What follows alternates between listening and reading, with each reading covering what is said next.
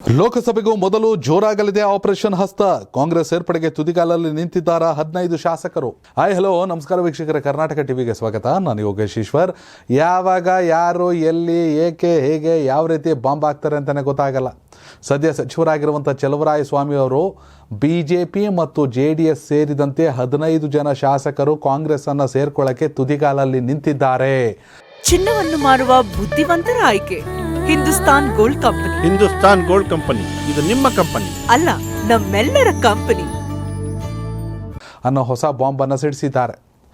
ನಾವ್ಯಾರಿಗೂ force ಮಾಡ್ತಿಲ್ಲ, ಬಂದೇ ಬನ್ನಿ ಅನ್ನೋ ಆಮಿಷವನ್ನು ಒಡ್ತಾ ಇಲ್ಲ. ಕಾಂಗ್ರೆಸ್ನ ತತ್ವ ಸಿದ್ಧಾಂತವನ್ನು ಒಪ್ಪಿ ಅವರೆಲ್ಲ ಬರಕ್ಕೆ ರೆಡಿಯಾಗವ್ರೆ. BJPಲಿ ಹಣೆ ಬರ ಸಾಕಾಗೋಗಿದೆ. BJPಲಿ ಕೆಲವರ ನಾಯಕತ್ವ ಒಪ್ಕೊಳ್ಳೋಕೆ ನಾವು ರೆಡಿ ಇಲ್ಲ.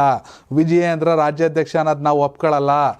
ಅಶೋಕಿಗೆ ಯಾವ ರೀತಿ ಸಾಮ್ರಾಟ, ಅವ್ರಿಗೆ ಯಾಕೆ ಕೊಟ್ರಿ ಪ್ರತಿಪಕ್ಷ ನಾಯಕ ಅನ್ನೋದು ನಾವು ಒಪ್ಕೊಳ್ಳಲ್ಲ. ಯಾರು ಏನೋ ಬರೋಕ್ಕೆ ನಮಗೂ ಗೊತ್ತಿಲ್ಲ, ಅದನ್ನು ಚಲುವರಾಯಸ್ವಾಮಿ ಅವರು ಹೇಳಬೇಕು. ಆದರೆ ಅಶೋಕ್ ಬೋರ್ಡ್ನ ಕಿತಾಕವ್ರಿಗೂ ಒಳಗೆ ಬರಲ್ಲ ಅಂದ್ಬಿಟ್ಟು SR ವಿಶ್ವನಾಥ್ ಹೇಳಿದ್ದು ನಾವು ನೋಡಿದ್ದೀವಿ.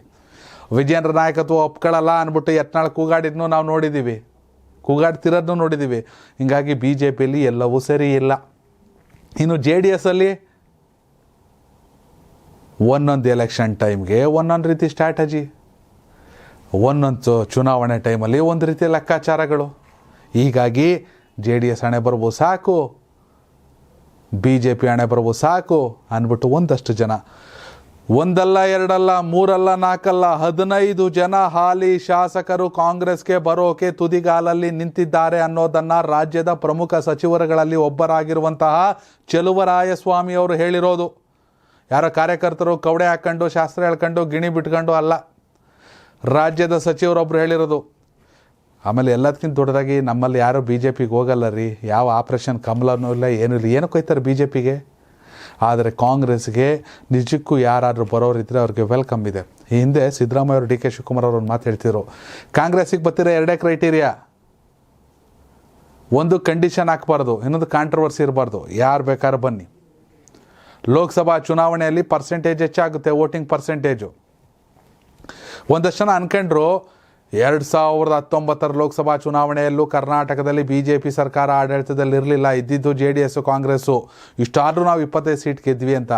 BJP ಸ್ವಂತ ಬಲದಲ್ಲಿ 25 ಸೀಟ್ ಗೆಲ್ಲಿಲ್ಲ. ಅಲ್ಲಿ ಮೋದಿ ಅಲೆಯೂ ಇತ್ತು, ಜೊತೆಗೆ ಕಾಂಗ್ರೆಸ್ ಮತ್ತು JDS ಮಾಡ್ಕೊಂಡು ಎಡವಟ್ಟುಗಳು ಇತ್ತು. ಅನವಶ್ಯಕವಾಗಿ ಸಮ್ಮಿಶ್ರ ಸರ್ಕಾರ ಅಂತ ಸೀಟ್ ಶೇರಿಂಗಲ್ಲಿ ಎಡವಟ್ಟು ಮಾಡ್ಕೊಂಡ್ರು. ಗೆಲ್ಲದೇ ಇರೋ ಕಡೆ ಎಲ್ಲ JDS ಅಭ್ಯರ್ಥಿ, ಗೆಲ್ಲದೇ ಇರೋ ಕಡೆ ಎಲ್ಲ ಕಾಂಗ್ರೆಸ್ ಅಭ್ಯರ್ಥಿ ಹಾಕೊಂಡ್ರು. ಎಲ್ಲಿ ಏನು ಈಗ ನೋಡಿ, BJP ಜೊತೆ JDS ಮೈತ್ರಿ, BJP ಎಲ್ಲಿಡಬೇಕು ಅಲ್ಲೇ ಇಟ್ಟಿರುತ್ತೆ JDSನ.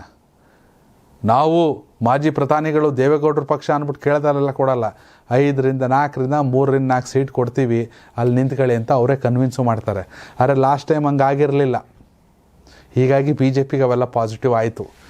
ಆದರೆ ಈ ಬಾರಿ 15 ಶಾಸಕರು ಬರೋಕ್ಕೆ ಸಜ್ಜಾಗಿರೋದ್ರಿಂದ ಕಾಂಗ್ರೆಸ್ಗೆ ಮೈತ್ರಿ ಅಷ್ಟು ಸುಲಭ ಇಲ್ಲ. ಮೈತ್ರಿಗೆ ಏನೇ ಅಂದರೂ ಕಾಂಗ್ರೆಸ್ಸು ಡಬಲ್ ಡಿಜಿಟ್ ಮಾಡ್ಕೊಳ್ಳುತ್ತೆ ಅನ್ನೋ ಕಾನ್ಫಿಡೆನ್ಸು ಸದ್ಯಕ್ಕೆ. ಅವರು 20 ಅಂತಾರೆ, 22 ಅಂತಾರೆ, 25 ಅಂತಾರೆ, ಬಟ್ ಡಬಲ್ ಡಿಜಿಟ್ಗಂತೂ ಕಾಂಗ್ರೆಸ್ ಬರುತ್ತೆ. ಅಲ್ಲಿಗೆ ಒಂದು 9 ಅಂತೂ ಕಾಂಗ್ರೆಸ್ಸಿಗೆ ಪ್ಲಸ್ಸು, ಆಬ್ವಿಯಸ್ಲಿ ಅದು ಮೈನಸ್ ಆಗಲೇಬೇಕು BJPಗೆ. ಎಸ್, ಕಾಂಗ್ರೆಸ್ಗೆ ಸಾಕಷ್ಟು ಶಾಸಕರು ಬರ್ತಾರೆ ಅಂತ ಚಲುವರಾಯಸ್ವಾಮಿ ಅವರು ಹೇಳಿದ್ದಾರೆ. ಈ ವಿಡಿಯೋ ಬಗ್ಗೆ ನಿಮ್ಮ ಅಭಿಪ್ರಾಯನ ಕಾಮೆಂಟ್ ಮಾಡಿ. ಧನ್ಯವಾದಗಳು. ಈ ಭೂಮಿ ಮೇಲೆ ತಾನಷ್ಟೇ ಉದ್ಧಾರ ಆದ್ರೆ ಸಾಕು, ಬೇರೆಯವ್ರನ್ನ ಬೆಳೆಸೋ ಉಸಾಬರಿ ನಮ್ಗ್ಯಾಕೆ ಅನ್ನೋರ್ ಸಂಖ್ಯೆನೇ ಜಾಸ್ತಿ. ಆದ್ರೆ ಕೆಲವರು ಮಾತ್ರ ತಾನು ಬೆಳೆಯೋದ್ರ ಜೊತೆಗೆ ತನ್ನವರನ್ನು ಕೂಡ ಬೆಳೆಸ್ತಾರೆ. ತಮಗಿಂತ ಎತ್ತರಕ್ಕೆ ಬೆಳೆಯೋಕೆ ಬೆಳಕಾಗ್ತಾರೆ.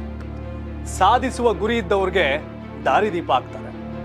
ಇದೀಗ ನಾನು ಇತರರ ಭವಿಷ್ಯಕ್ಕೆ ಬೆಳಕಾಗುವವರ ಸಂದರ್ಶನ ಮಾಡಲು ಹೊರಟಿದ್ದಾನೆ. ಮಿಸ್ ಮಾಡದೆ ನೋಡಿ ಕರ್ನಾಟಕ ಟಿವಿ ದಾರಿದೀಪ.